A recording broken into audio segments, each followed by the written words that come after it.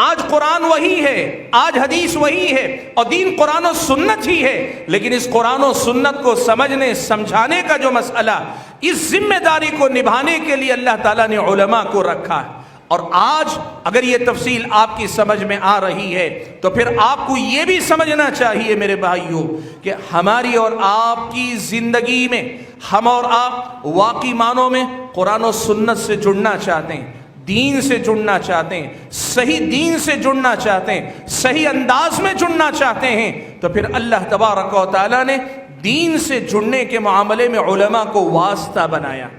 جیسے اللہ تعالیٰ نے نبی علیہ السلام کو اپنے دین سے جوڑنے کے لیے ذمہ داری نبی پر چھوڑی تھی، نبی کے بعد نبی کے وارث مقرر کر کے اللہ تعالیٰ نے لوگوں کو دین سے جوڑے رکھنے کے لیے اللہ تبارک و تعالیٰ نے علماء کو ذریعہ بنایا۔ لیکن یہ ذریعہ کیسے؟ قرآن و سنت امام ہے، قرآن و سنت سب سے اوپر ہیں، اور علماء کی ذمہ داری اسی قرآن کو سمجھانا، اسی حدیث کو سمجھانا، اسی کی روشنی میں نئے مسائل کی وضاحت کرنا، یہ علماء کرام کی ذمہ داری ہے۔ میرے بھائیوں،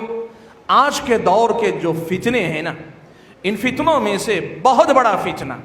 میں آپ کو بتاؤں، اس امت میں جو سب سے پہلا فتنہ اٹھا نا، اس فتنے سے اس کا آغاز ہوا، اور آج کے دور کا بھی بڑے سے بڑا جو فتنہ ہے نا، وہ فتنہ یہی ہے کہ لوگ امت کو علماء سے کاٹنا چاہتے ہیں، امت کو علماء سے دور کرنا چاہتے ہیں، اور جب علماء سے لوگ دور ہو جاتے ہیں ان کو اندازہ بھی نہیں رہتا، خود بخود دین سے دور ہو جاتے ہیں۔ آپ کو معلوم ہے تاریخ میں سب سے پہلا فتنہ، سب سے پہلی جو گمراہی وجود میں آئی خوارج کا فتنہ تھا، اور خوارج کی گمراہی کیا تھی؟ وقت کے جو علماء تھے، صحابہ کرام تھے، ان کو چھوڑ کر خود دین سمجھنے کی بات کرتے تھے، خود قرآن سمجھنے کی بات کرتے تھے۔ بھائیوں، دو چیزوں میں بڑا فرق ہے، یاد رکھنا۔ ایک ہے علماء کی اندھی تقلید کرنا، علماء کی بات ہی کو دین مان لینا، علماء ہی کو سب کچھ تسلیم کر لینا، یہ غلو ہے، یہ انتہا پسندی ہے، یہ حد سے تجاوز کرنا ہے، یہ غلط ہے۔ لیکن ہم کسی کے مقلد نہیں، ہم قرآن و سنت کے پیروکار ہیں، ہم قرآن پہ عمل کرنے کی دعوت دیتے ہیں، ہم حدیث پہ عمل کرنے کی دعوت دیتے ہیں۔ اس نام سے آج سوشل میڈیا پہ کچھ ایسے فتنے بھی اٹھ رہے ہیں جو خوارج کے طرز پر دین کی جو تفہیم و تشریح صحابہ نے کی، تابعین نے کی، تبع تابعین نے کی، اور اسی سلسلے کو علماء امت کو سمجھا رہے ہیں، اس سارے حصے کو لپیٹ کر خود اپنے آپ کو کہتے ہیں قرآن ہے، سنت ہے، پھر میں اس کا سمجھانے والا ہوں۔ یہ خوارج کی روش تھی۔ وقت کے علماء صحابہ کے ہوتے ہوئے ان سے دین سمجھنے کے معاملے میں مدد لینے تیار نہیں تھے، اپنے طور پر وہ دین سمجھنے کی بات کرتے تھے۔ آج یہی صورتحال ہماری اور آپ کی امت کے اندر دیکھنے کو مل رہی ہے۔ میں آج آپ کو بتاؤں، آج مجھ سے پہلے تقریروں میں آپ نے نام سنے، کئی لوگ سوشل میڈیا پہ ہیں، کوئی ڈاکٹر ہے، کوئی انجینئر ہے، کوئی مدعی نبوت ہے، کوئی مہدویت کا دعوے دار ہے، کوئی کچھ ہے، کوئی کچھ۔ آپ یہ بات نوٹ کر کے دیکھ لینا، جتنے نئے دعوے دار کھڑے ہوتے ہیں نا، وہ سب سے پہلی کوشش ایک ہی کرتے ہیں، وہ کیا ہے معلوم؟ سامنے والے نوجوان کا علماء پر سے ایمان متزلزل کر دیں، اعتماد ختم کر دیں،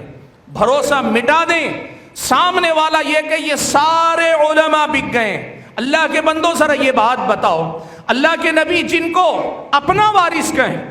العلماء ورثۃ الانبیاء کہیں، کیا ایسے ہو سکتا ہے کہ سارے کے سارے علماء بک جائیں، سارے کے سارے علماء بزدل ہو جائیں، سارے کے سارے علماء دنیا دار ہو جائیں، سارے کے سارے علماء حق چھپانے والے ہو جائیں؟ یاد رکھو اللہ کے بندو، یہ اللہ تعالیٰ کا دین ہے، یہ امت محمدیہ امت مرحومہ ہے، اللہ کا رحم و کرم اس کے ساتھ ہے۔ اللہ تعالیٰ کبھی اس امت کو بے یار و مددگار نہیں چھوڑے گا۔ وہ وقت جب امت یہ علماء کے بغیر ہوگی، وہ وقت ہوگا جب قیامت آنے والی ہوگی۔ اللہ کے نبی نے یہی نہ بتایا،